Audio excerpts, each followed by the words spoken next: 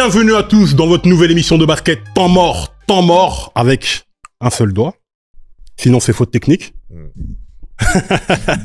Je suis DJ Flexta, vous me connaissez de Paroles Véritables, une émission de qualité, n'est-ce pas? Shout out au Bougarno.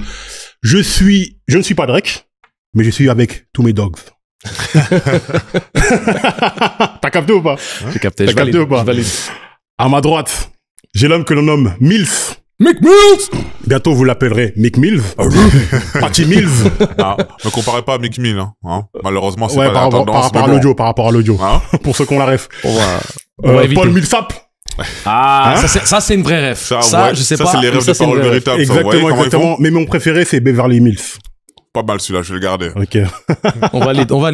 Après, ce sera aux auditeurs de De valider, exactement. choisir. Dites-nous dans les commentaires, Voilà, là, dites-nous ce que vous choisissez, préférez, dites-nous dans les validez. commentaires. On sécurise ça.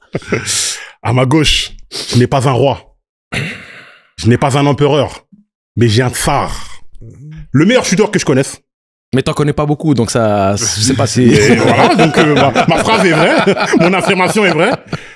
Le grand, l'unique, l'homme de la situation, même s'il s'appelle pas Lena, Angelo Tsagarakis. Applaudissez, s'il vous plaît. Applaudissez. Un grand shooter. Ah, merci. Un grand connaisseur de basket. Vous le connaissez de plein d'émissions. Vous le connaissez déjà pour sa carrière. Parce que le monsieur a joué outre-Atlantique, a joué en France, a joué en Europe. Ouais. Le monsieur est un puits de basketball.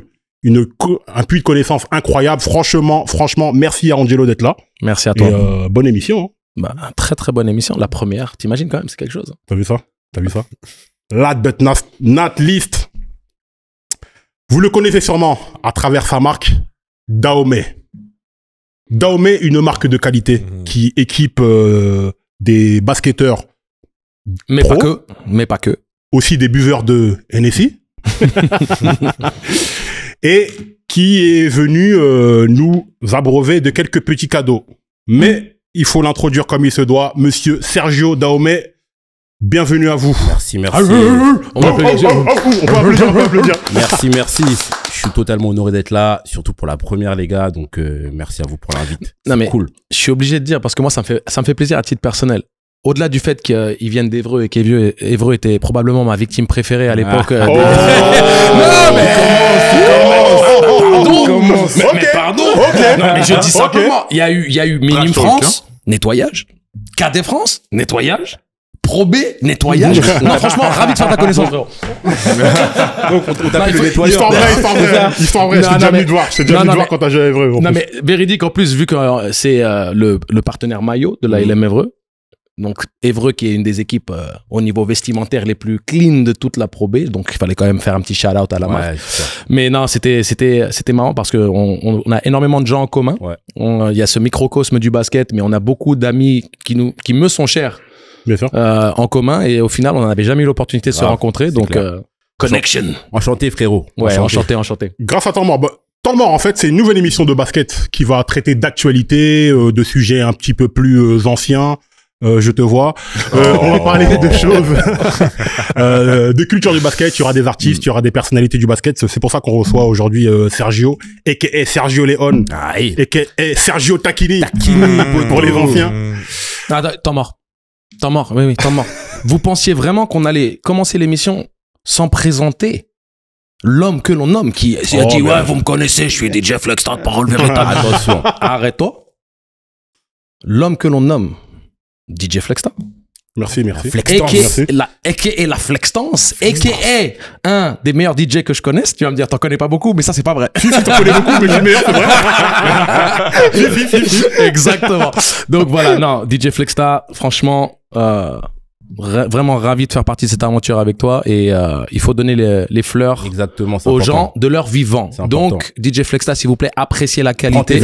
Prends tes fleurs. Je prends. Si un chèque avec, je le prends. Nous Didi. Sergio, t'es pas venu seul. Jamais. Effectivement, Sergio, c'est une marque de vêtements avant tout de très très très grande qualité. Du textile, je suis même ému par la qualité des textiles. Moi, je suis un gars de l'époque, hein, donc toutes ces casquettes que tu touches là, c'est des références aux casquettes que tu vois sur la tête. Exactement. Mais tu sais quoi, en vérité, voilà. Regarde ce que je vais faire. Voilà. Je voulais choisir Non, je vais mettre celle-là parce que c'est la casquette des champions. Voilà, celle-là, Allez, hop, édition on enlève les limitée. Knicks. Voilà, Et on met la casquette tu vois. de Dahomey. Cette émission est sponsorisée par, par Dahomey. Donc voilà. Donc Dahomey, effectivement, tu fais des maillots, du textile, Ouais, des du survêtements, textile, tout ouais. ce qui est autour de la culture américaine, Exactement. plus au-delà du Ouais. basket en réalité. Ouais, Non. en fait, à la base, clairement, j'ai commencé cette marque par rapport au basket. J'ai joué 15 ans de ma vie. J'ai grandi à Évreux. Je suis né à Nanterre, mais j'ai grandi à Évreux, du coup. Donc, j'ai joué pas mal de temps à la LM, etc. Donc, et quand j'ai su que j'irais pas en NBA, bah, je me suis dit, bon, il faut que Mais je tu trouve sais quoi On a tous ces jours-là. poteau. On a tous ces jours-là À un où moment, on se dit, mais ah ouais, en fait, c'est mort. Il faut l'avoir ce Ah jour-là. bon C'est important de Il est l'avoir. arrivé ce jour-là? Ah bon, merde. À 40 ans, le gars dans les illusions. C'est ce que je viens de dire, il faut l'avoir ce jour-là, Ouais. faut qu'il arrive. Et quand tu t'en rends compte ce jour-là, tu dis bon, faut que je trouve une activité pour rester dans l'écosystème du basket, du sport business, etc. Tu vois. Et voilà, donc moi je suis graphiste de métier en fait. Ok. J'ai allié un peu toutes mes Tes compétences. toutes mes compétences, les codes dans lesquels j'ai grandi, le basket, la culture hip-hop, le manga. J'en ai fait, j'ai mis tout ça dans le mixeur. Et c'est Dahomey qui est ressorti de ça, en fait, tout simplement. Incroyable. Là, Incroyable. et là, ça fait combien de temps, du coup, là Là, ça fait exactement 19 ans, Dahomey. Voilà. Ça fait Ouh. 19 ans. Non, On les va gars, fêter ça les 20 s'applaudit, piges ça l'année s'applaudit, ça prochaine. s'applaudit. On va fêter les 19 20 ans ans. l'année prochaine. On prépare une belle petite dinguerie pour l'année prochaine pour fêter vraiment les 20 piges de la marque. Et, Yep. et se donner moi-même des fleurs. Je vais m'acheter des fleurs Bien moi-même. sûr, tu vois, c'est c'est important. important. Bien sûr, bien Tu vois. sûr, bien sûr. Voilà.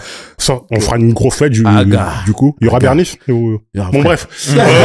Parce que voilà, sinon, ne me laissez pas, sinon j'ai parti à un truc. Bon, on a du pain sur la planche aujourd'hui. On va parler, dans un premier temps, de BetClick Elite, de BetClick. Elite. J'ai du mal à la dire. Ouais. Enfin, bref, vous avez compris. De BetClick Elite et De l'élite d'Euroleague. française. Exactement, d'Euroleague, Ouais. de NBA avec un sujet un petit peu avec des darons là, avec des darons qui sont pris la tête pendant un match. Et et évidemment la sempiternelle course au MVP parce que là il s'est passé des choses là, notamment avec un Européen là qui va encore une année de plus, je pense, Aïe, aïe, aïe. priver les Américains de MVP. Ouais. Ah, mais là, théoriquement, c'est ce qui devrait se passer, mais on va en discuter On va en le discuter moment Ok, un peu, ok, parce qu'il y a beaucoup de ok, choses à dire. là. Ok, c'est parti. BetClick Elite. Qu'est-ce qui s'est passé là? On a eu Le choc, je pense Le- qu'on l'a vu. Ouais. On a vu encore une démonstration. J'ai pas envie de dire ça, mais des mots forts comme ça. franchement, Des mots légitimes, peut-être. là, j'ai envie de dire, après le Monaco-Paris qu'on a vu dernièrement, la question qu'on pourrait se poser, c'est qui va empêcher Monaco d'aller prendre le titre? Parce que là, clairement, ils ont gagné un match. Vous savez, les matchs, il y a des matchs dans l'année où, quand vous gagnez, vous affirmez votre statut de favori. Ouais. Ben, Monaco, c'est ce qui s'est passé. Bah, Là, en affichons le classement d'ailleurs. Affichons le classement. Parce que là, en plus, on sait que Paris, c'est top 3. Avant la trêve, ils avaient battu Lasvel, etc. Là, en plus, Monaco sont renforcés avec Daniel Theis aussi. On sait que Daniel Theis aussi est un très fort solide, intérieur. très solide. C'est très solide. On sait qu'il a joué à Boston. En Allemagne aussi, c'est très Très costaud aussi en équipe nationale. Mais là, concrètement, là, Monaco, ils sont, pour moi, là, après, je vous laisserai avoir votre avis, hein, mais ce match-là qu'ils ont gagné, ça va être très révélateur pour ce qui va se passer pour la suite, parce que concrètement, Le message est envoyé, quoi. Voilà. C'est un statement, hein, ce qu'ils ont fait, hein, clairement. Concrètement, voilà. Ils ont fait ça bien. Exactement. Statement game. Hein. Ouais. Statement game. Qu'est-ce que t'en penses, toi, Angèle? Moi, je pense que de toute manière, Monaco était le favori avant le début de la saison. Que Paris a peut-être excédé un petit peu les espérances et les attentes à l'échelle européenne, mais que Paris est à la hauteur de son statut à l'échelle française. Il y a une réelle densité au niveau du top 6, du top 8. Moi, je tiens quand même à donner un gros crédit à cette équipe de Cholet qui tient la baraque, Deuxième. qui est deuxième à l'heure actuelle, mais qui le fait dans la continuité. C'est-à-dire que tu as toujours des équipes un petit peu surprises qui pointent le bout du nez, mais qui à un moment donné, comme le rookie wall, où tu sais, cette période où à un moment donné, il y a soit par manque d'expérience, soit par manque de profondeur de banc, soit par manque d'endurance, il y a un petit coup de mou. Cholet tient la baraque. Donc c'est quand même plus que respectable, mais il est évident que Monaco, non seulement avec le recrutement, mais l'arrivée du nouveau coach, hein, quand tu as Vassilis Panoulis qui arrive aux commandes et que tu vois la métamorphose dans le jeu proposé, tu te dis battre Monaco sur un match envisageable. Ils sont pas invincibles, mais sur une série playoff où il faut les battre 3 fois, C'est là que c'est là c'est compliqué. Surtout que si Monaco finit premier, faudra les taper 3 fois et donc faut gagner des matchs chez eux. Chez eux à la maison. Ouais. Après l'avantage du terrain monégasque, c'est pas un avantage du terrain. Disons les choses simplement. En plus, j'ai des amis du côté de Monaco là qui jouent à vous les amis. Mais faute technique pour le coup parce que c'est pas voilà de toute façon c'est à l'échelle française, il y a pas vraiment une salle tu sais qui te donne les frissons, c'est pas comme si tu parles du Pana ou de l'Olympiakos en Grèce ou il y a la Diouzor Sarel quand même. Non après tu vois mais non les équipes du Nord mais les équipes du Nord elles ont cette culture. Limoges a cette culture. Quand tu vas à Limoges, tu sais que tu vas rentrer dans un bouillon. Il va falloir être fort mentalement et psychologiquement. C'est mais dans il y a ce pas sens ça. où je disais ça, c'est qu'on sait que Monaco a perdu quoi, une seule fois cette année à domicile, tout comme Paris, tout comme Villarreal. On sait que ça reste quand même. On le voit aussi dans le secteur européen aussi. On sait que par exemple, pour un exemple, Paris, quand on va jouer à Paris, on sait que c'est quand même c'est clair. C'est compliqué d'aller jouer là-bas. C'est vrai. Donc petit à petit, je pense que cette culture elle commence à arriver petit à petit. On espère qu'elle arrivera un peu plus fort les années à venir, mais en tout cas, ça commence à arriver petit à petit en termes de public, etc. Et on espère voir la suite de cette Betclic, voir un peu de Betclic, pardon, j'ai fait la meilleure que toi, voir ce qui va se passer. Et comme tu as dit Cholet, on part Bourg-en-Bresse. Ouais, mais Mills, tu es un des rares qui se souvient qu'il faut bien prononcer le K à la fin et pas le G. Parce que c'est pas Bourg-en-Bresse, c'est Bourg-en-Bresse. Ouais. Okay. Et les Bressans, ils tiennent vraiment. Ouais. Donc, Shout-out à mon frérot Joël Ayaï. Ah, ok, Joël. Yes. Okay. J'ai joué 2 ans et demi à Bourg-en-Bresse. Non, je sais. En plus, béninois. T'as fait des stats les filets s'en souviennent. J'étais à l'époque du hangar. C'était pas la belle salle d'Equinox. Moi, c'était l'époque du hangar. Okay. Tu sais, anecdote, d'ailleurs, shout out Zainulba. Il y avait eu le Zainuling, tu te souviens? Qui avait existé à cette époque où on mettait les joggings en période d'hiver en dessous des tenues d'entraînement. Parce qu'il faisait tellement froid dans la salle qu'il faisait plus froid à l'intérieur puisque c'était de la tôle. Okay. Donc, le froid de l'intérieur était pire qu'à l'extérieur et en été, c'est l'inverse. T'es dans le sauna, t'es dans le hammam. T'es dans le hammam. Donc, c'est pour ça que la salle moi, je pose la question en termes de flow, là, tu valides ou? Là, les outfits, là? Non, la DA est chirurgicale, les gars. Oh, chirurgicale! C'est un grand monsieur du textile qui nous le dit, donc, merci pour voir. Moi, je suis drafté. Après, je sais pas, mais la chemise à petits points, là, non, tranquille. Parti pris, tu sais, non, là, on peut faire de la fashion police, hein. Ok, merci beaucoup. Bravo. Merci beaucoup. Monaco, en fait, je veux pas être très original, là, à leur sujet, c'est que, moi, ce que j'aime bien, c'est la continuité, en fait. Parce que tu sens qu'ils sont encore dans l'ère de Mike James, Elie Okobo, etc., et ils ont pas fini, en fait, leur règne. Parce que là, ça va faire combien de titres sur les 5 dernières années, là? Écoute, non, le problème, c'est que, on n'a pas mentionné, mais l'Asvel a été une sorte de bourreau de Monaco sur les années précédentes. Monaco a enfin eu son Graal là sur les derniers épisodes, mais les playoffs, ça a une telle subtilité, c'est qu'à un moment donné, tu as aussi cette petite partie du momentum, de la dynamique de l'équipe. Pour l'instant, Monaco montre un visage qui laisse songer à ce que personne ne va pouvoir les challenger, mais dans les playoffs, c'est un autre sport. Les playoffs, c'est les playoffs. Et on a vu des histoires à la Cendrillon de multiples fois. Ce qui, entre guillemets, donne l'avantage à Monaco, c'est qu'on est sur un format playoff standard où la finale se joue de manière normale en 5 matchs. On se souvient que, par exemple, Strasbourg, qui avait été très dominante sous l'ère Collet, avait fait 5 finales et perdait systématiquement après avoir dominé les playoffs sur les matchs coup près à Bercy, en un match où tout est possible. C'est juste moins envisageable à l'heure actuelle, mais il reste tout de même des équipes à qui il faut quand même donner un crédit et les considérer de manière honnête, légitime, où il y a un réel danger. L'époque où l'Asvel fait son triplé, l'Asvel n'était pas favorite en finale.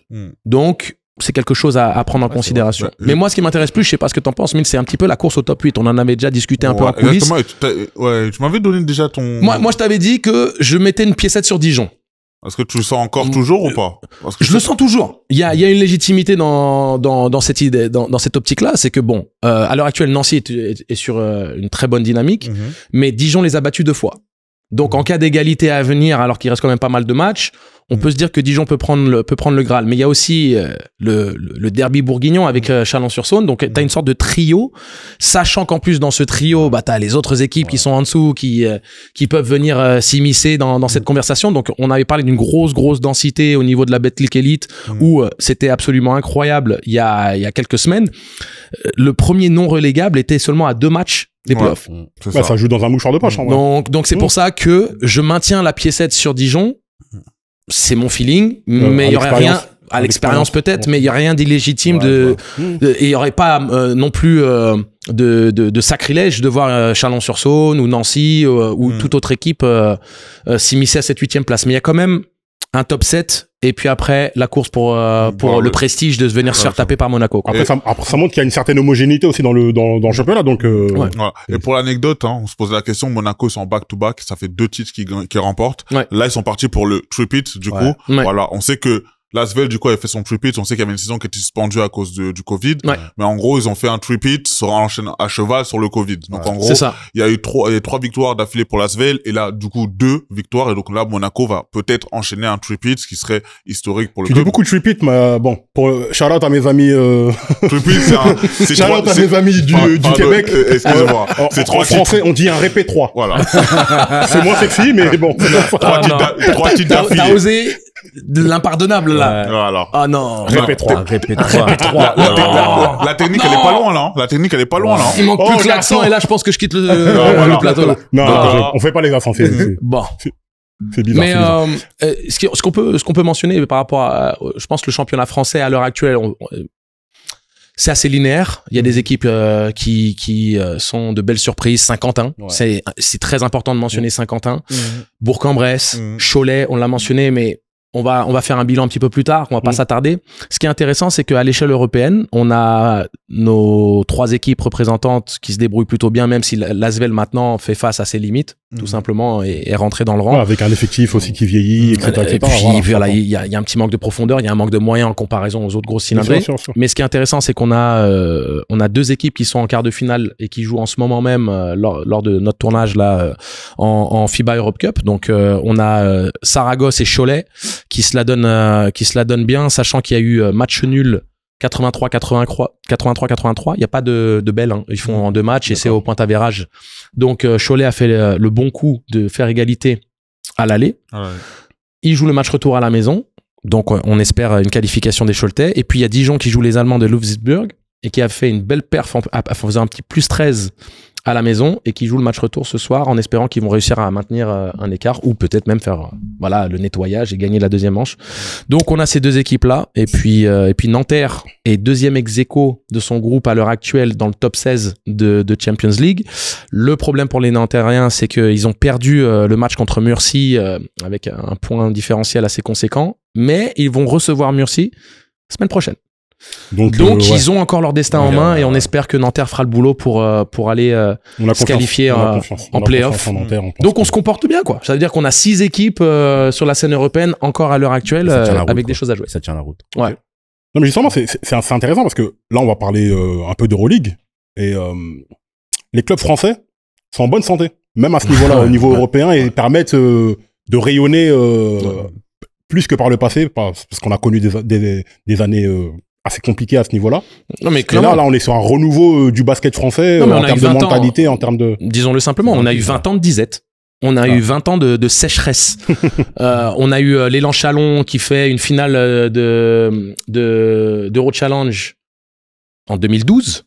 On a eu Nanterre qui gagne la FIBA Europe Cup 2017, je crois. C'est 2017. 2017, un truc comme ça. On a une finale Choltaise l'année dernière en FIBA Europe Cup. On a Bourg-en-Bresse qui, bien entendu, a fait sa finale d'Eurocup la saison passée. Mais c'est vraiment les trucs qui se passent sur les dernières années. On a eu une grande période de disette. Après, là, on voit le classement d'Euroleague, justement. On voit justement que, on parlait de Monaco tout à l'heure. Monaco est encore là. Enfin, ils sont très bien placés. Là, c'est la course aussi au top 6, comme on le sait. Exactement. Oui. Exactement.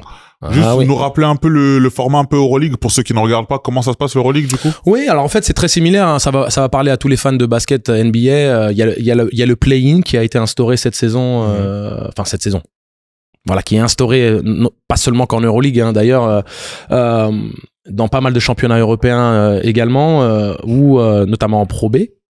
Cette année, puisque la Pro B en France est passée à 20 clubs, donc ils ont instauré un play-in exactement à la même échelle. Et donc le 7e, 8e, 9e, 10e font une sorte de mini play-off pour obtenir les 2 dernières places qualificatives. Donc ce top 6 que tu as mentionné, il est essentiel parce qu'il te valide d'ores et déjà ta place en play-off Euroleague, et surtout sans que tu aies besoin de faire la bagarre. Voilà. Et puis il y a la guerre pour le top 4 parce que le format Euroleague, contrairement à la NBA ou à la LNB, c'est que t'as pas des playoffs qui vont jusqu'à la finale, c'est que t'as un quart de finale, puis tu vas en finale fort. Donc, ta vraie série playoff, c'est l'écart. Et tu veux l'avantage du terrain pour cette série-là, parce que c'est ce qui te donne une potentialité accrue d'aller dans ce final fort. Donc, ce top 4 où Monaco, pour l'instant, est 4e en étant ex-aequo avec le Bayern, bah, c'est vraiment l'objectif numéro 1 des hommes de Vassilis Spanoulis. Et Paris essaye, elle, de valider son spot dans le top 6 pour éviter un play-in compliqué, sachant que ce serait contre le Partizan. Exactement. On a vu justement que il y a eu la confrontation aussi Paris-Monaco récemment, où Monaco l'a emporté, parce qu'en plus c'était compliqué pour Paris, parce qu'ils ont perdu contre Monaco en double confrontation, en championnat et en Euroleague. On peut voir déjà que, bon, l'Olympiakos, on sait qu'ils sont un peu détachés, je pense que eux ils vont y aller. Non, c'est validé, là. Eux, ils vont finir premier de la saison régulière. Voilà, je pense qu'ils vont y aller, et je pense aussi que le Fenerbahçe aussi va suivre.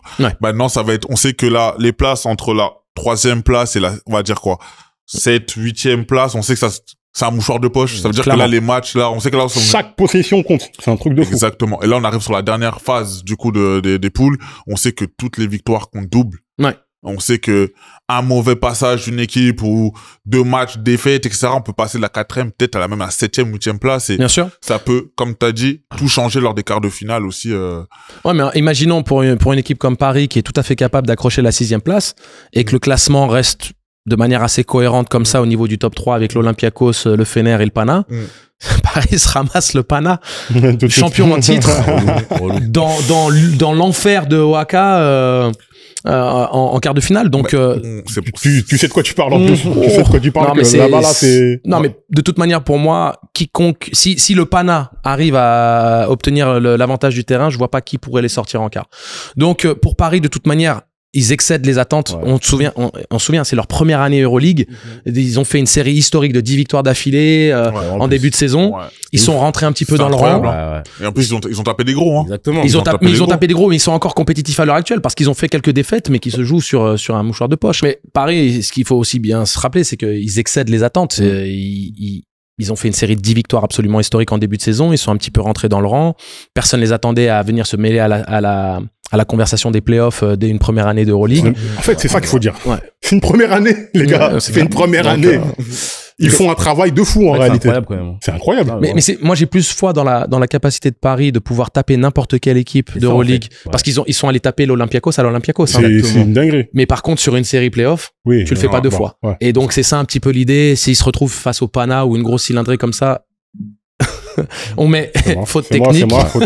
C'est moi. Une vraie faute technique. C'est Lugano en plus qui m'appelle. Mais non, mais vous êtes des siamois tous les deux. Mais c'est ça que je pense qu'il faut un petit peu mettre en avant par rapport à ce parcours. Donc on leur souhaite bien sûr le meilleur. Ça nous promet aussi une affiche de play-off fantastique qu'on pourra voir à l'Adidas Arena.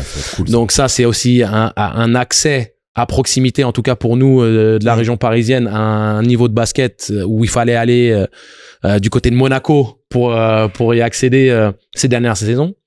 Bon, écoute, après moi je vois bien les 4 premiers là au classement. Pour le coup, c'est très très rare dans n'importe quel championnat, que ce soit en NBA, que ce soit à la March Madness NCAA, où t'as les 4 premiers du classement qui sont supposés donc être les 4 meilleurs et donc se retrouver au Final Four ou en finale, de le faire. Mais pour le coup cette année, je serais étonné de voir une de ces 4 équipes ne pas aller au Final Four. Là, t'as de ton pronostic. Donc là, maintenant, il reste 6 matchs. Donc Donc on attend de voir vraiment la finalité pour voir vraiment qui va finir dans ce fameux top 6 et qui va faire les play-in. On a hâte de voir comment ça va se passer parce que comme on l'a dit, il y a la dramaturgie. Là, c'est vraiment quelque chose qui plaît à regarder. Et du début à la fin, on voit des matchs où, franchement, on sait pas qui va gagner. Au final, c'est vraiment, il y a pas mal de surprises, pas mal de matchs surprises. On sait qu'il y a les leaders, il y a les équipes qui gagnent comme Olympiakos, Fenerbahçe, Panathinaikos, mais qui ont des fois aussi perdu contre des équipes dont on s'y attendait pas du tout. Donc vraiment, Là, il reste 6 matchs. On attend de voir comment ça va se passer. Pour les équipes françaises, bien évidemment, on souhaite bien sûr le meilleur. Mais pour les autres équipes aussi qui ne déméritent pas dans ce classement. Il a parlé de plaisir à regarder. Toi, il y a une team qui est sapée propre là dans cette Euroleague. J'ai vu que Paris, ils ont sorti un maillot là il y a quelques semaines. L'homme de textile, Paris, le designer de maillot que tu es. Franchement, si on doit parler textilement parlant, quelle c'est vrai team que est la plus fraîche? Franchement, Paris.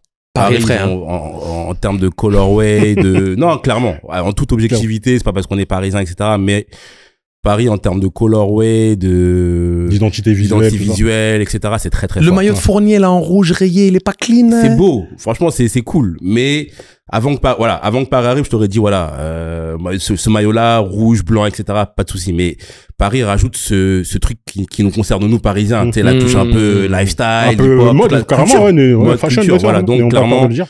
Paris. Après, moi, au niveau des maillots Euroleague, il y a un truc que je comprends pas, et peut-être vous allez m'expliquer. C'est pourquoi, sur les tenues de match, il y a pas le nom de la ville. Par exemple, Paris, pendant leur match Euroleague, il y a le numéro, sponsor, mais il n'y a pas marqué Paris. Ouais. Rarement. Tu vois, et ça, je comprends pas. Et ça, c'est le propre à la plupart des équipes, en fait. Et je comprends pas ce move-là, en fait, de pas avoir le nom de la ville sur le jersey. Pourquoi? Tu mets un point, tu mets ton doigt sur quelque chose de vraiment important, c'est que cette dimension marketing que Paris maîtrise beaucoup, qui est le président du Paris Basketball? C'est David Kahn, qui a quel CV, quel background? GM de Minnesota Timberwolves. Donc lui, tout ce qui est merchandising, tout ce qui est image, tout ce qui est identité visuelle, toutes ces choses-là, c'est super important. Et c'est quelque chose sur lequel il appuie. À l'échelle européenne, tu le vois de plus en plus. Par exemple, tu vois le Panathinaikos cette saison qui a mis l'acropole et l'identité athénienne sur son maillot. C'est la première fois que tu vois ce genre de choses à l'échelle Euroleague. Le placement des sponsors qui essayent aussi d'avoir une harmonie de couleurs par rapport au. Tu vois ça, moi, ces choses-là. Les sponsors, c'est. Ouais, mais là, tu parles d'une économie. Je sais. La même chose en LNB. Parce que dire, en NBA, en LNB, tu vois, voilà, pareil. Mais ça, je trouve, voilà, avec mon œil de créateur, ça tue un peu le jersey, en fait. Tu vois ce que je veux dire? C'est des panneaux d'affichage, surtout qu'il manque surtout que sur la plupart, il manque un logo d'Aomé et tout ça, c'est vraiment pour la petite histoire, j'avais approché l'Euroleague par rapport à, au moins les casquettes de vainqueurs. Parce que voilà, je leur ai montré mon travail justement par rapport à la LNB. C'est moi qui fais les casquettes des vainqueurs depuis 3 ans maintenant. Ah bon? Bah voilà. Quand on parle du loup, il montre toujours sa casquette. Exactement, toujours. Et j'avais approché justement l'Euroleague pour savoir dans quelle mesure, voilà, je pouvais faire une collab. Voilà, une collab sur au moins les casquettes de vainqueurs, parce que j'avais vu quand le Real avait gagné, j'avais vu les casquettes avec tout le respect que j'ai pour Adidas, c'était casquettes éclatées, tu vois, avec des casquettes blanches avec champion marqué. Oh, toi, tu vas être banni de la Arena. Attention, là, calme-toi. À un moment, faut dire les termes. On est sur temps mort. Exactement. On est sur temps mort. Faut mettre des temps morts aux gens qui mettent le mérite. Après, il a raison. Après, franchement, ton avis, et je pense que beaucoup, maintenant, ce serait bien aussi la modernité. Sur les jerseys, sur les casquettes, etc.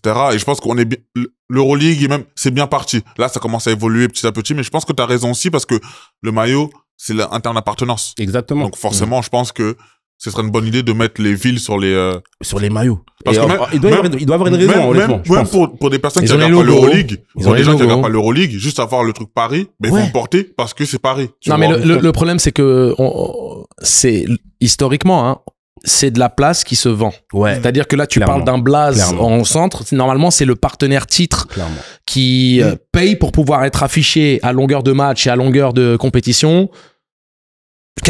Face caméra, plein torse. C'est de l'argent. Je suis là.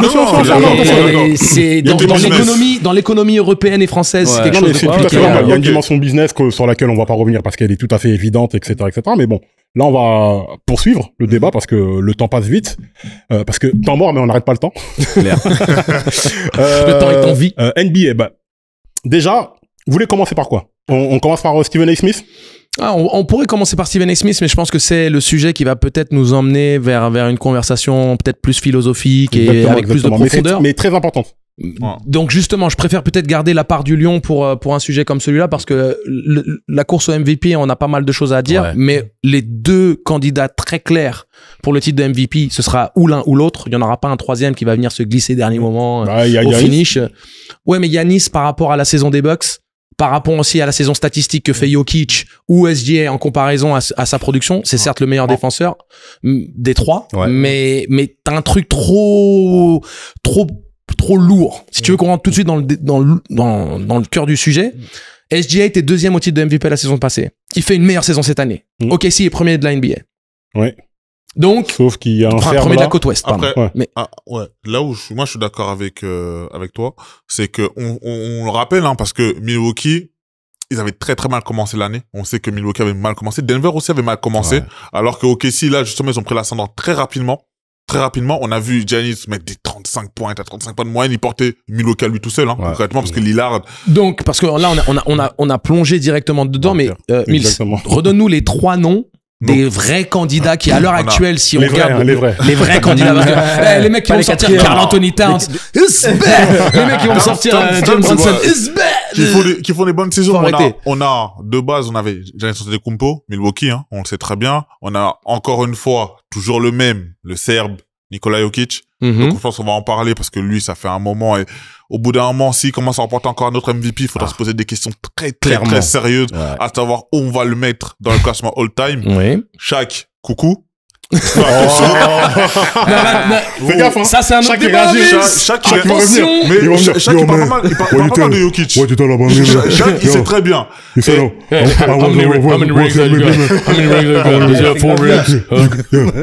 Et on a bien évidemment le meneur Shai SGA. Alexander. Voilà, donc c'est-à-dire que ces trois-là, et ils ont des parcours assez différents dans la saison, mais je pense que justement, il y en a 2 qui ont commencé à éclipser le 3e. Et maintenant, je pense que c'est une course d'MVP à 2 personnes. Non, c'est clairement avec 2 personnes. Ils font leur classement parce qu'il faut aussi mettre en valeur les mecs qui performent très bien et qui méritent considération. Faut pas oublier aussi qu'il y a un vote qui, dans ton palmarès, reste. C'est-à-dire que chaque année, à quelle place as-tu fini dans la conversation du MVP? Et ça, c'est important aussi parce que ça reste dans l'historique, dans le prestige de ton parcours. C'est une épopée, c'est en plusieurs étapes, etc. Bien sûr. C'est aussi pour positionner les mecs qui vont faire les All-NBA Teams. Donc, t'as All-NBA First Team, Second Team. Il y a tous ces trophées et toutes ces places à donner. Désormais, beaucoup d'argent. Et beaucoup d'argent. Ça vaut de l'argent, ça, dans ton contrat. Non, c'est vrai. On sait que désormais, il y a une limite de match à jouer pour les NBA Team. C'est quoi, 70 matchs, 65 matchs. Mais maintenant, la question qu'on pose. Maintenant, on va parler français. Je vais te poser la question à toi, du coup. Le MVP pour toi. Ah, frère, c'est Jokic. Non, faut dire les termes. Grogne quand tu le dis. Ouais. C'est un Serbe énervé comme ça. Il y a quelques matchs là, qu'est-ce qu'il avait fait? Il avait fait 20 assists. Il a fait 20-20-20. Non, 30-20. En fait, dans ma tête, c'est le premier. 31 points, je crois, 31 points, 21 passes et 20 rebonds. Eh gros, j'ai essayé d'imaginer 20 passes, frère. C'est un truc parce de que ouf. je me souviens, le match de Westbrook, là, en hommage à Nipsey, Nipsey, où il fait 20-20-20. C'est fou, ça, c'est ça de Will Chamberlain, ça. Ça, c'est des stats. C'est des 20 passes. Tu dis, waouh. Même sur Touquet, on fait pas ça. Exactement. Donc, non, pour moi, après, voilà, on verra comment SGA va finir la saison, parce qu'il y a les playoffs aussi qui arrivent, etc., tu vois. Mais aujourd'hui où je parle là, pour toi, aujourd'hui, c'est Jokic. C'est le braté. Ah, mon gars, énervé. Mais vraiment. Là, c'est une question, là. C'est une vraie question, là. Il y a vraiment un vrai débat. Il y a une vraie question. Non, il y a une vraie question. Il y a une vraie question. Pour toi, c'est qui? Jokic, les gars. Oui. Ok. Moi, j'aime bien SGA, mais pause. Mais Jokic, la domination que... Tranquille. Calme-toi. Mais non, pour terminer, en fait, Jokic, le caractère qui me fait que il le mérite, mais encore plus que les autres, c'est que c'est même pas beau, mais que c'est tellement dominant et tu peux rien faire, en fait, dans l'efficacité, dans le truc. En fait, tu regardes la ligne de stats à la fin, tu vois tout ce qu'il a fait, tu dis, mais en fait, moi, ce que j'aime bien dans le basket, c'est quand tu punis ton adversaire et qu'il est déçu à la fin. Et qu'il se dit, mais c'est même pas beau, mais regarde la ligne de stats. 30-20-20, enfin, tu vois ce que je veux dire. Et en plus, il y a Westbrook qui est allé chez lui, genre, monsieur triple-double, qui est ce truc, il a dit, attends, Papa va te montrer comment on fait des vrais triple-doubles. Et toi, Milseki. Donc, on a Jokic. Et c'est très important. Et justement, moi, je suis dans le doute parce que, en fait, là, depuis tout à l'heure, on dit Jokic, mais on va parler aussi de SGA. Quand même, pourquoi SGA, c'est aussi un candidat très, très légitime. Premièrement, il a 32 points de moyenne. Vraiment à 32 points de moyenne. On le voit. C'est une équipe d'OKC qui cartonne cette année avec Cleveland. C'est l'équipe à quoi? 11 défaites. Enfin, 11 défaites là, 52-11. C'est énorme ce qu'ils sont en train de faire. C'est incroyable. On sait qu'il y a des mois 53-12 à l'heure actuelle. 53-12. Et les Cavs sont à 55-10. Voilà. Et on sait que justement, il y a des mois où Shai, il tourne à 35 points de moyenne. On sait que, voilà. Et c'est l'âme de cette équipe-là, ce leader-là. Et je pense pas qu'on aurait pensé qu'OKC fasse une si belle saison. Et il fait partie clairement de la raison pourquoi. Mais, justement, en plus, il y a la double confrontation OKC-Denver. On sait que le premier match dimanche, Shai, il met 40 points. Ah ouais, il était énervé. Il met 40 points. Mais en plus, c'est parce qu'il est nul à 3 points. Il a 1 sur 10 à 3 points. Mais pénétration, mi-distance. Ah, mais de toute façon, les vrais joueurs, c'est des joueurs de mi-distance. Il y a la réponse. Mais justement, c'est pour ça que là, on parle de Jokic. Et Jokic, pourquoi? Jokic, il est déjà en triple-double de moyenne. Parce que d'ailleurs, on ne le précise pas, mais il est en triple-double de moyenne. Bon, on peut arrêter l'émission. Je veux juste vous dire ces stats cette saison, s'il vous plaît, parce que c'est grave. 28-9 en termes de points, 13 rebonds, 10,5 passes, 1,8 interceptions et 0,7 contre. Mais c'est même pas que ça. Il a 57% de pourcentage au tir. Non, c'est quelque chose. 43% quelque chose. Il faut que je rentre dans le débat, là. Voilà. Donc, en termes d'efficacité, et je pense pour ceux qui ont vu jouer Denver, ça passe par lui. Ouais. Ça parce que, on va pas se mentir, Jamal Murray, il est pas oufissime. Autour de lui, c'est pas comme l'année du titre où les gens vraiment... Bah, ils ont perdu KCP. Exactement. Donc, forcément, là, en plus, on le sait, hein, Jokic, c'est pas son premier MVP, c'est pas son deuxième. Là, il a déjà gagné 3, hein, déjà. On a vu déjà même au JO. Ouais. Il a Davis, tabassage. T'es pas content, Non, Davis? mais ça va au-delà. Mais voilà. ça va au-delà. Tu dis, déjà, Anthony Davis, il en a fait un enfant. Il a infantilisé Anthony Davis. Il a infantilisé Anthony Davis. C'était même... Je vais pas dire des mots qu'ils vont faire bip à la télé. Donc, je vais juste dire ça. Mais par contre, je vais amener, on va dire, l'analyse encore plus loin, les garçons. Ce qu'il faut comprendre par rapport à ce débat, c'est que SGA, s'il est absent, OKC reste une très bonne équipe de basket qui, pour moi, quoi qu'il arrive, se qualifiera en playoff. Okay.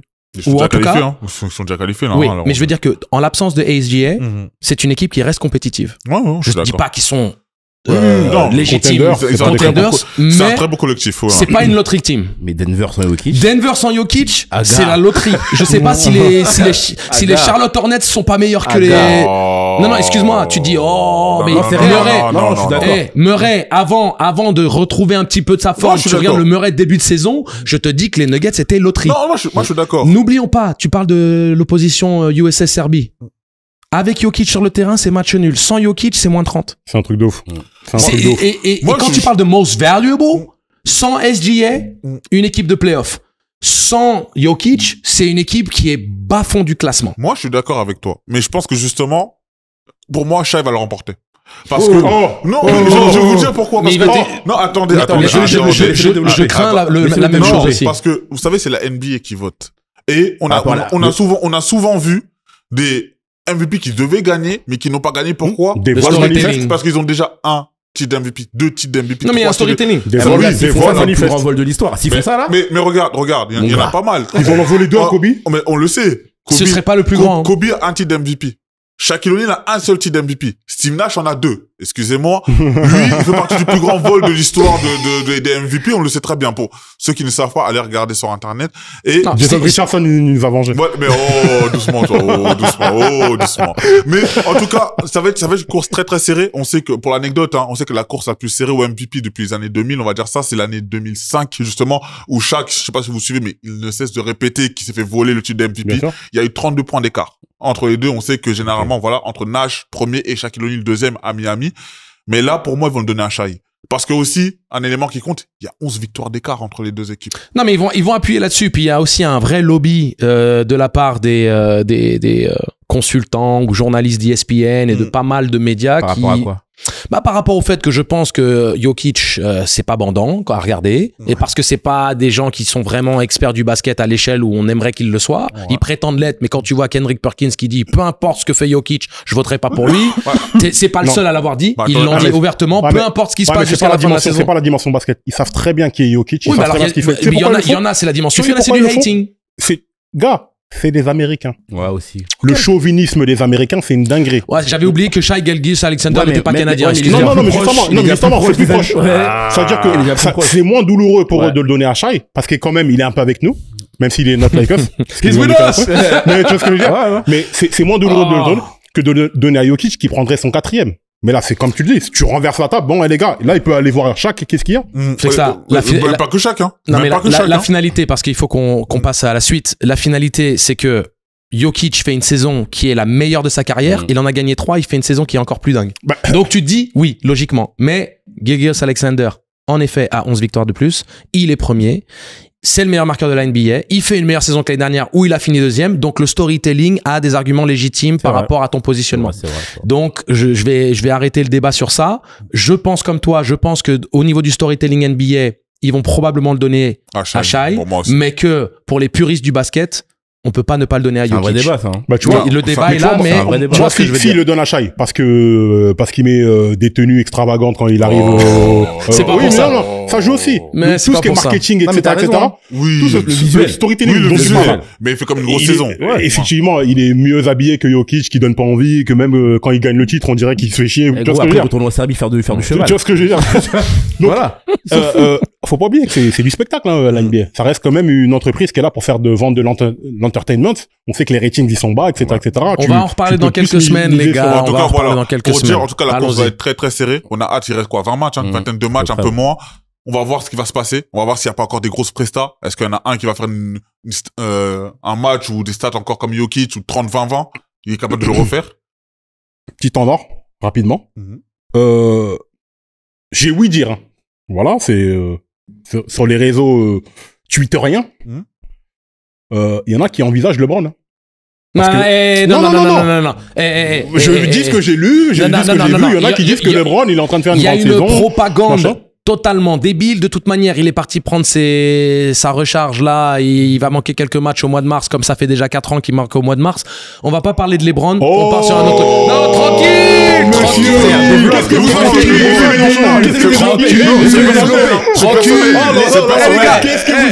Tu parles de LeBron. Tu parles de LeBron. Ta transition, elle est magnifique. Enchaîne avec LeBron, mon ami. Enchaîne avec LeBron. Enchaîne. Il y a rien. Il va nous expliquer ce que je n'ai rien dit qui n'a pas déjà été dit et présenté de manière journalistique et détaillée, analysée avec preuve à l'appui des circonstances très alourdantes. Voilà. On va juste rester là. Justement, en parlant de LeBron. Restons sur LeBron, mais pour une autre... Mais on en reparlera, ça. Dites-nous dans les commentaires ce que vous en pensez. LeBron James, qui, lors d'un match, il y a quelques jours, un match contre les Knicks, non? C'est pas Knicks, c'était contre, parce qu'il a, c'est Knicks, hein. Knicks ou Boston? Parce qu'il s'est blessé contre Boston. Ouais, c'est blessé. Non, c'était pas contre Boston. Alors. C'était Knicks. C'était les Knicks à domicile. C'était Knicks à domicile, voilà. Parce que pour que Stephen A. vienne, il fallait que ce soit les Knicks. Justement, Stephen A. Smith était invité par un sponsor juste, courtside, donc juste à côté du banc des Lakers. Stephen A. Smith, était, tranquillement installé en train de regarder le match. Quand LeBron James, pendant un temps mort au 3e quart-temps, est venu le voir. Ouais, Stephen était en conversation avec quelqu'un. Exactement. Et il est venu le voir avec un air plutôt menaçant. Et l'a embrouillé en lui disant arrête de chier sur mon fils, arrête de stop fuck my son, that's my fucking son. Ouais, c'est mon fils. Bon, bref. Et est parti comme ça en furie. Stephen A. Smith était un peu abasourdi, il n'a pas répondu. Et le soir même... Non, mais il allait pas répondre en public de toute manière. Exactement. Parce que c'est le jour aussi, il venait signer son l'annonce a été faite qu'il venait ces 100 millions, là? de prendre ses 100 millions, de prolonger à ESPN pour 100 millions. Donc c'était le jour de fête, etc., etc. LeBron est arrivé en furie. Il a cassé la fête. LeBron fait 2m8, c'est une armoire à glace. Non, mais peu importe. Quand il devient en furie comme ça, tu peux être un peu énervé. Mais Stephen A. Smith a dit que dans son énervement, quand il est venu vers moi, j'ai vu un père.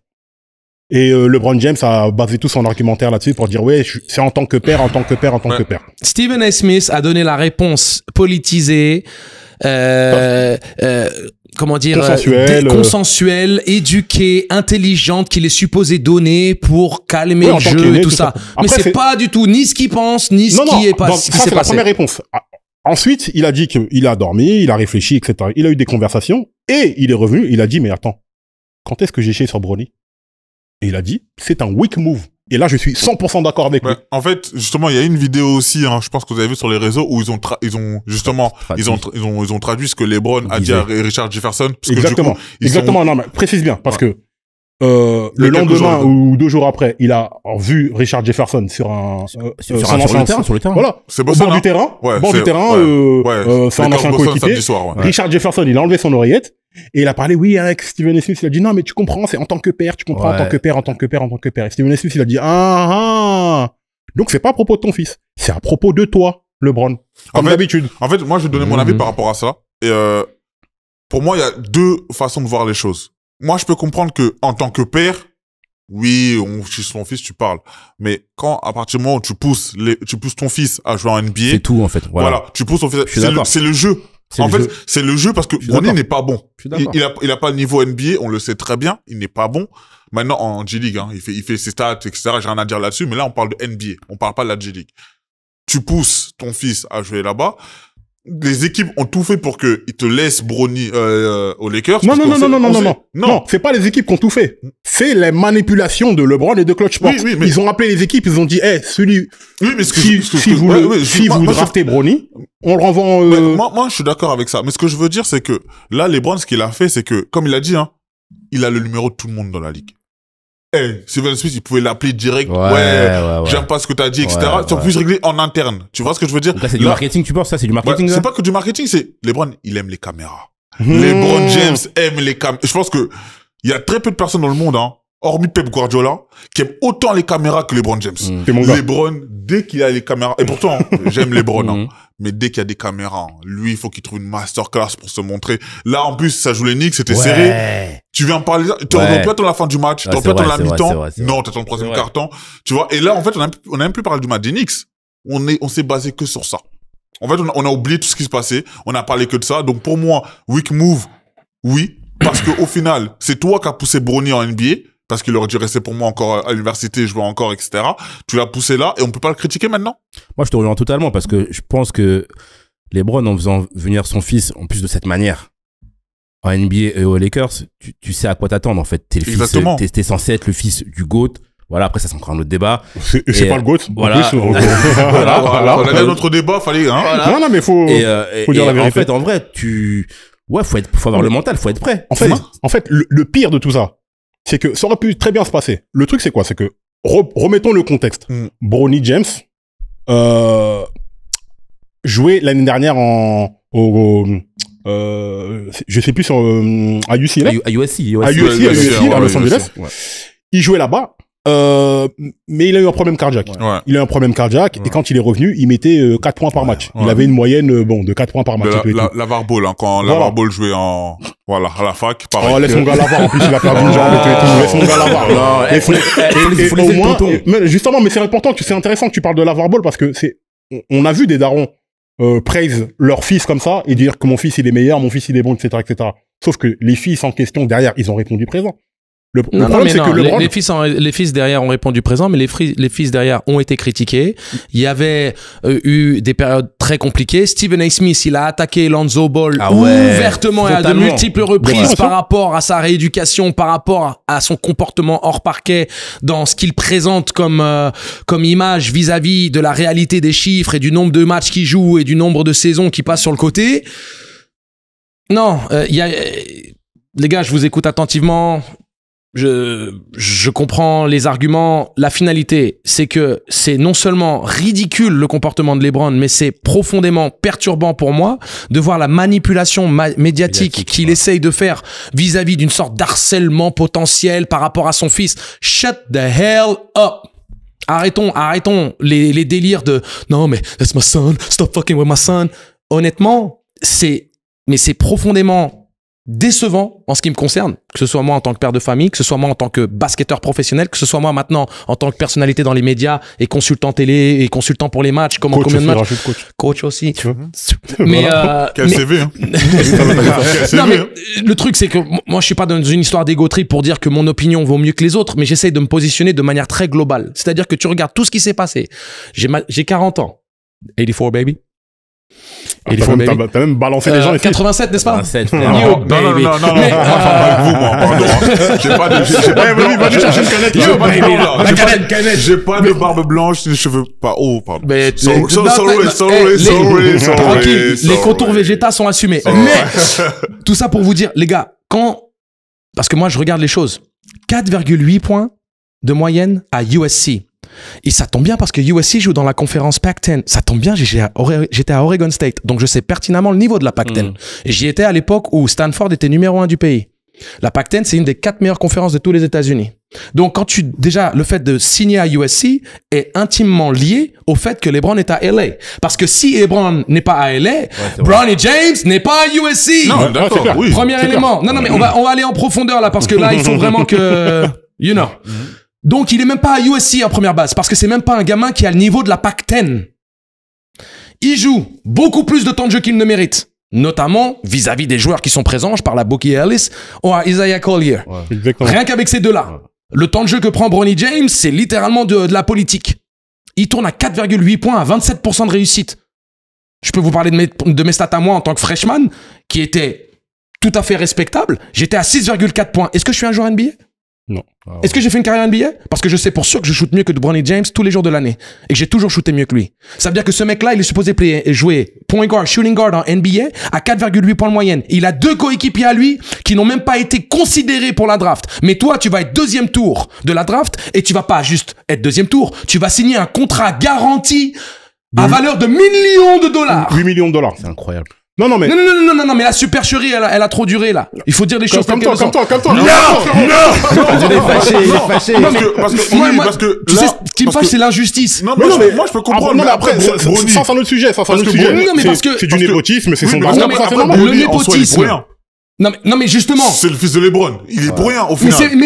Mais qui a un problème avec Bronny? Ni moi, ni toi, ni personne, ni Stephen A d'ailleurs. Non, parce que justement, là, comment tu en parles, on a l'impression que justement, c'est Bronny. Non.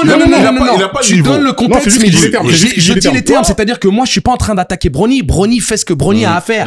Je parle du fait que tous les analystes de basket, tous les consultants, tous les amateurs, tous les fans, peu importe qui ils sont et d'où ils sont, voient les choses comme je les vois, comme vous les voyez. C'est très simple. Donc, ça veut dire qu'à un moment donné, dans l'histoire de la NBA, combien de dizaines d'années la NBA existe sous ce format-là? Pas un mec avec les stats, le niveau ou le parcours de Bronny ne s'approcherait même d'être drafté. Tu vas me dire qu'un Nadir Rifi, il est pas drafté, mais Bronny James go en NBA. Je suis d'accord. Shout out Nadir. Exactement. Donc, à un moment donné, disons les termes. 4,8 points à USC, t'en as 2 qui sont hors conference. Non, le frérot, il cook, hein.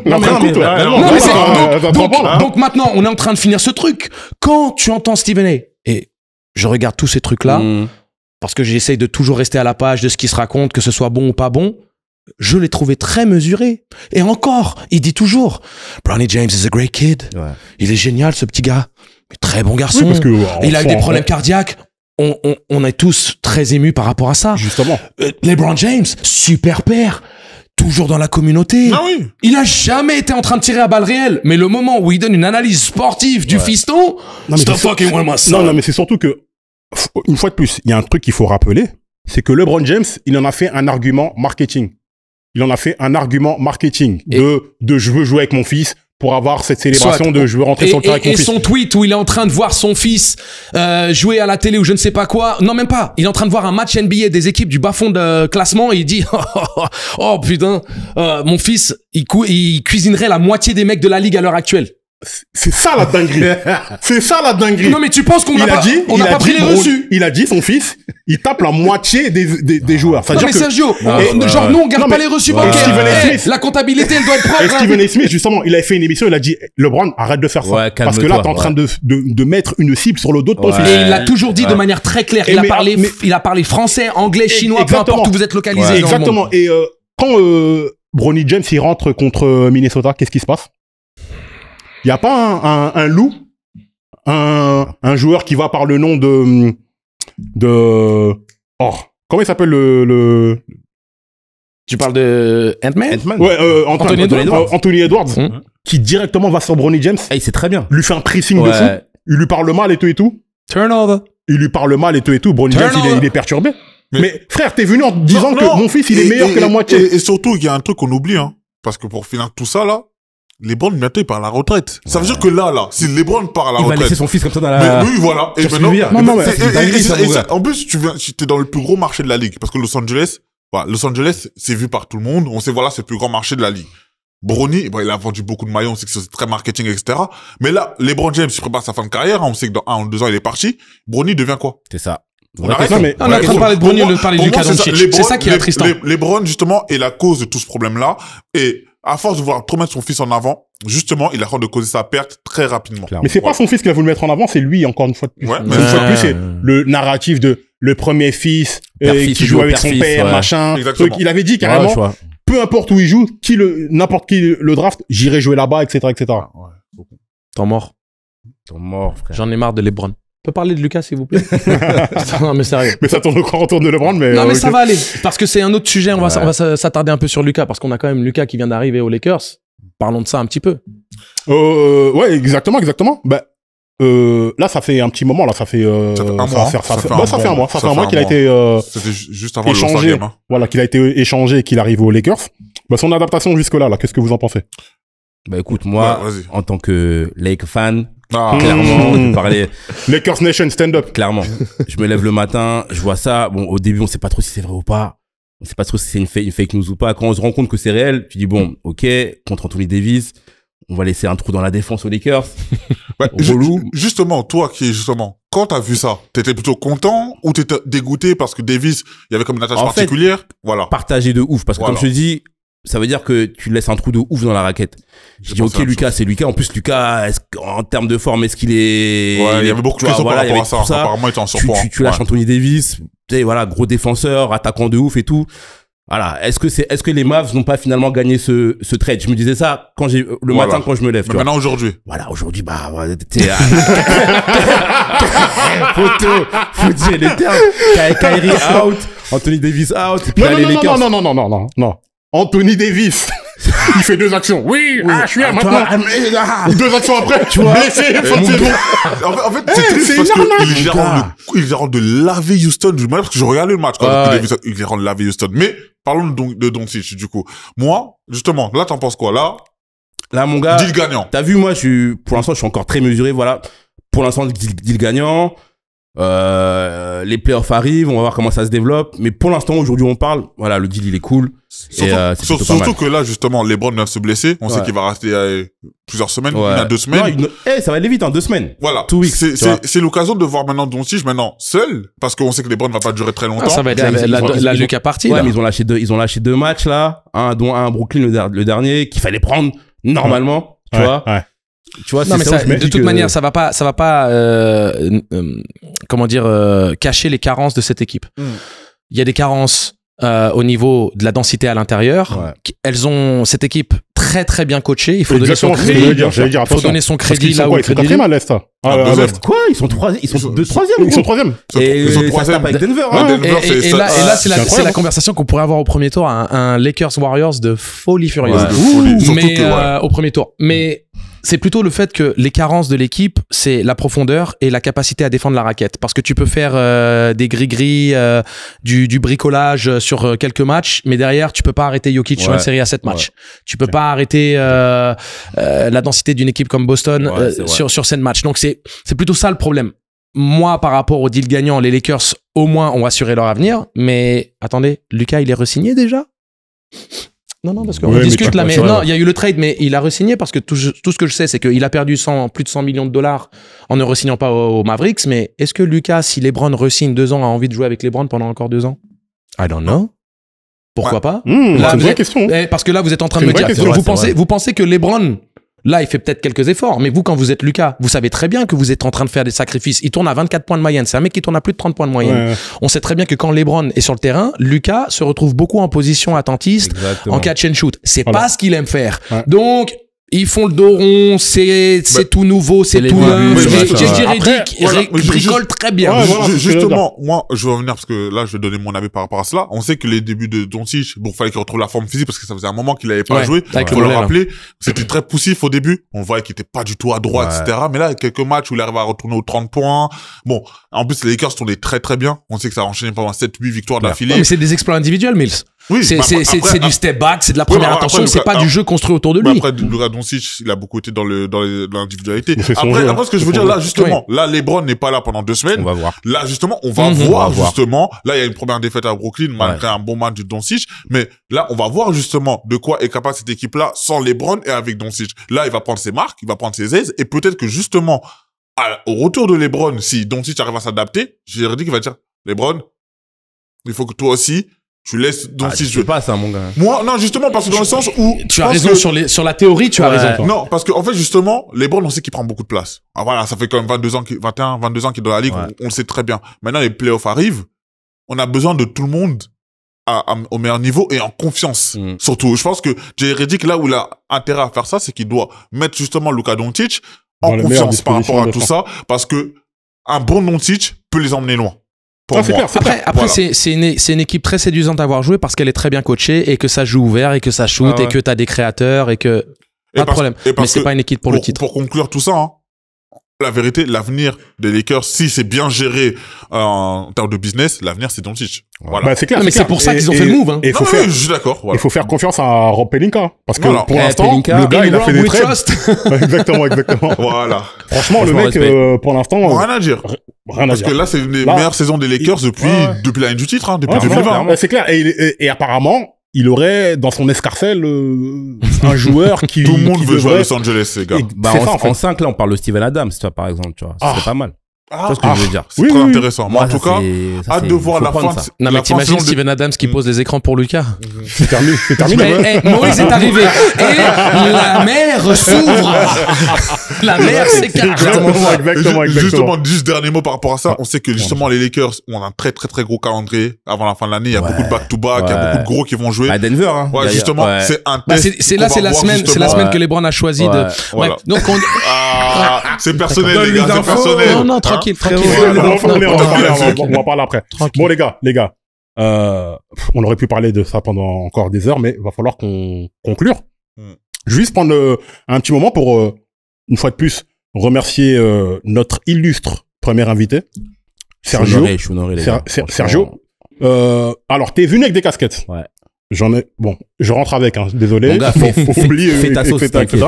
Mais t'es venu avec d'autres choses. Donc, j'ai ici. Ouh là, regardez-moi ça. Elle m'irait bien, je trouve, hein. Non, c'est ma taille. Regarde la taille du buste, frérot. Regarde la taille du buste. C'est complètement ma taille. En plus, ça ira très bien avec ma casquette. Le marron ne te va pas, non, frère. mais si. C'est pour que ton sur ton. Tout me va. Ton sur ton. Et des maillots. Parce qu'il faut savoir que toi, t'es un grand fabricant de maillots. Donc, oh là là. Bon. On va les faire gagner. Attends, je prends l'énergie du... Il y a 3 maillots. Ça, c'est le mutant. Ouais, Mutant University. Mutant University, voilà, magnifique. Ça, c'est le aux couleurs des Suns avec Trunks. Exactement. Voilà, du coup, je fais souvent des crossovers entre le basket. Écoute, avec les contours que j'ai, c'est obligé que ce soit moi qui j'ai la casquette qui va avec. Non, mais ils seront à gagner pour le coup.